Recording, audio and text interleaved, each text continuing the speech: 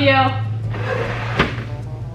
Okay, so today feels like spring.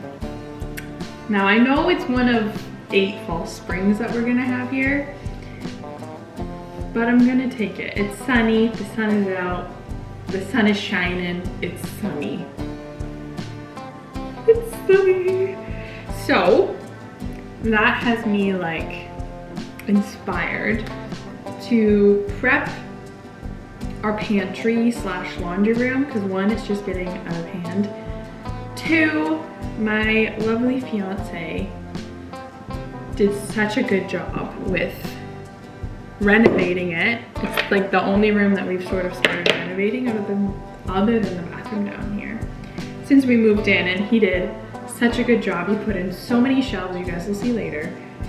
But we kind of just like threw things on there, and there's like name tags, and none of the name tags have they're name plates. And none of the nameplates have name tags in them. And this spring weather has me just thinking ahead and wanting to prepare, because I know once spring and summer hits, I'm not gonna have time to prep that area and clean it.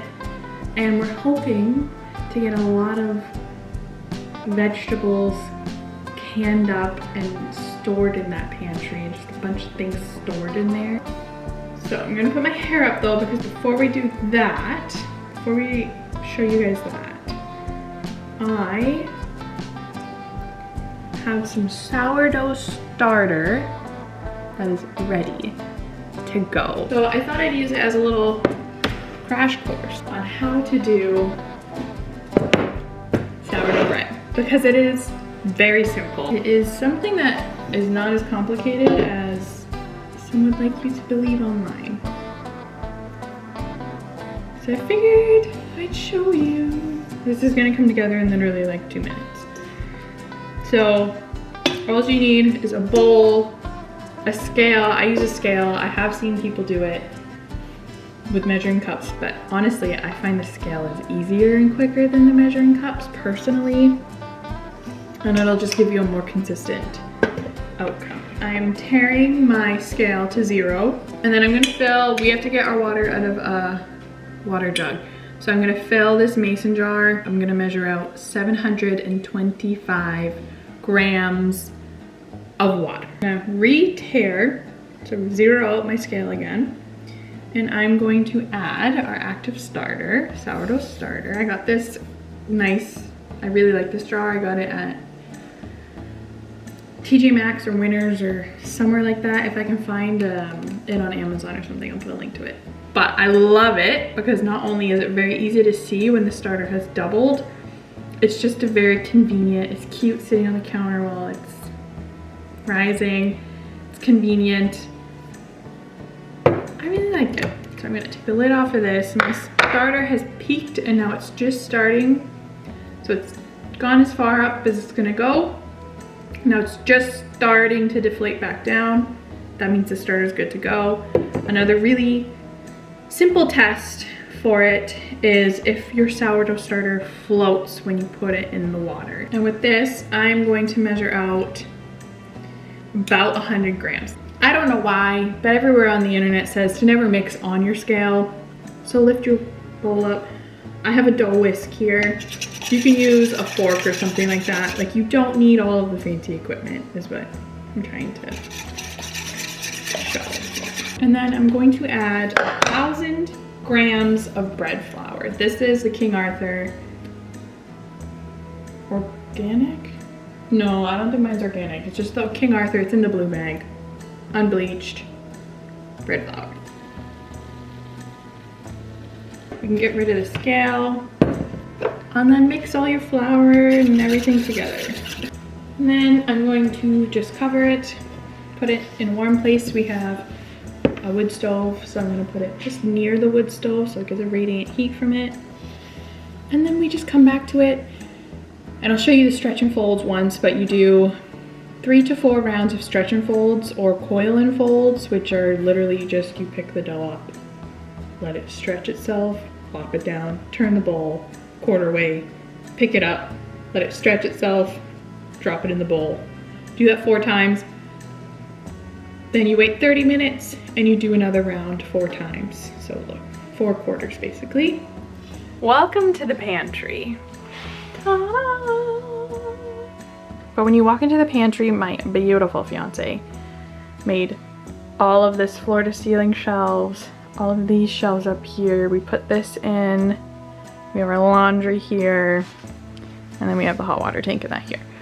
Nothing was really given a proper spot. It was just thrown on the shelves to get it out of boxes and get it out of the way from when we were done renovating. So now today's job is to prepare this.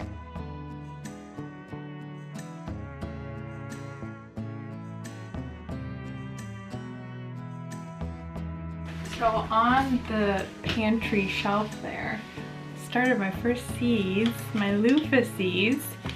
I have 2 different kinds, so I'm gonna see which ones sprout better, if there's a difference. I got these ones at Canadian Tire, they're the Burpee brand.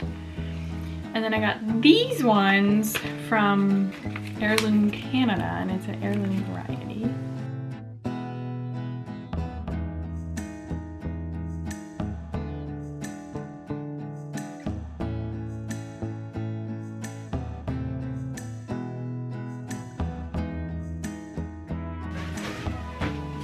I convinced my fiance that the tools are gone. It's a pantry, there's no tools in a pantry. What I'm thinking is I'm gonna put my seeds there, and I can plug the light in there.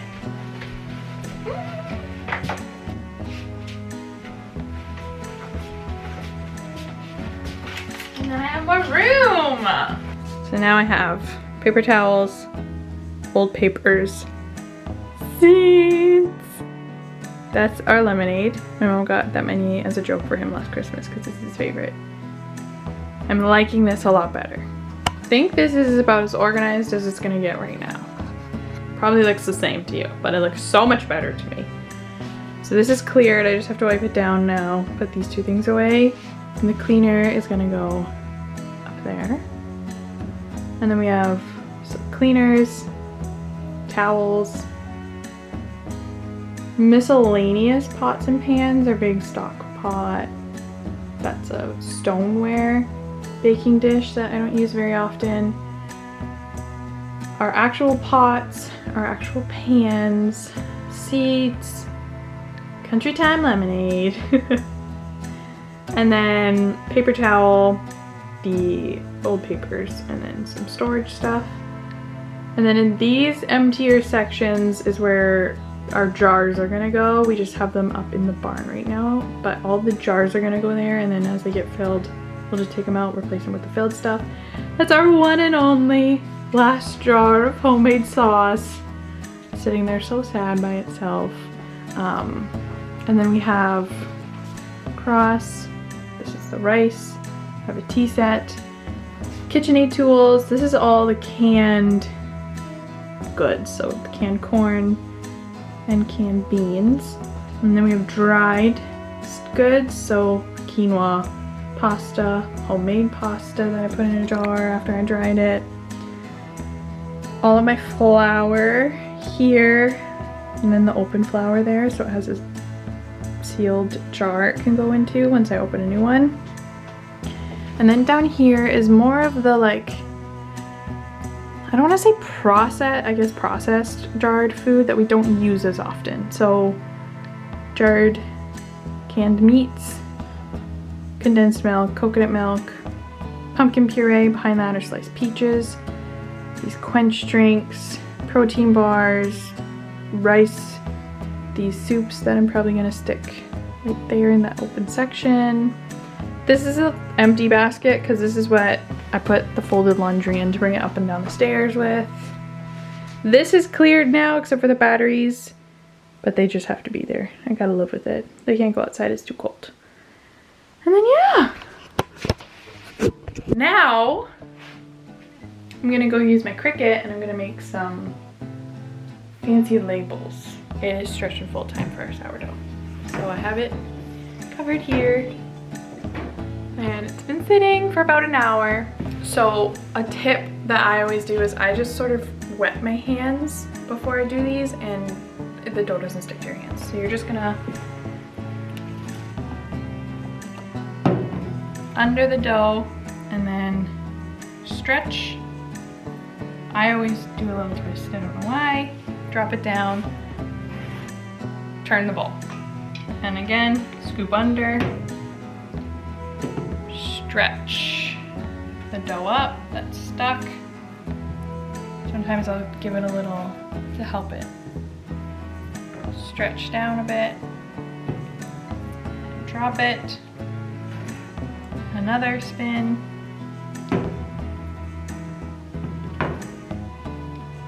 Stretch it up. If your dough isn't like really falling and stretching, you can sort of hold it from one side. Give it a little wiggle, help it out a bit. And then you want to just make sure it folds for the fold. Plop it down. And one last.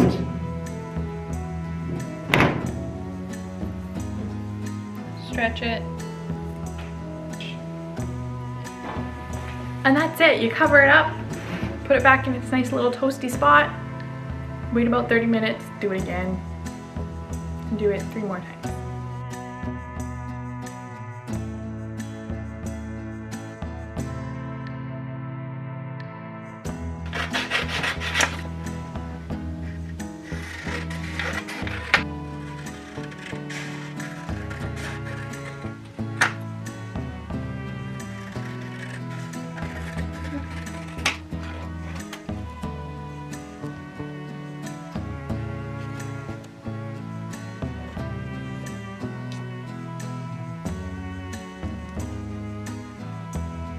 So I have what labels that I can put up, I have up. So laundry detergent, cloths, towels,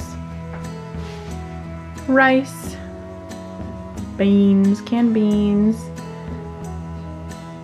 and then we have flour, canned foods. Forgot to make one for the dry foods, but I also don't know what I want to really label it yet, so I haven't made that one yet. Tomato sauce, pans, pots, paper towels, and yeah, it looks so much better in here. I am so glad that I did this. So we have a lot of extra space here, which is kind of what we wanted, and a lot of extra space. This can all be extra space. This will be extra space once the seeds can go in the ground eventually. So I hope you guys enjoyed the video. I hope you guys enjoyed organizing with me and making some sourdough. If you want to see what other seeds I'm going to be growing this year, you can watch this video here. And I'll see you next Sunday.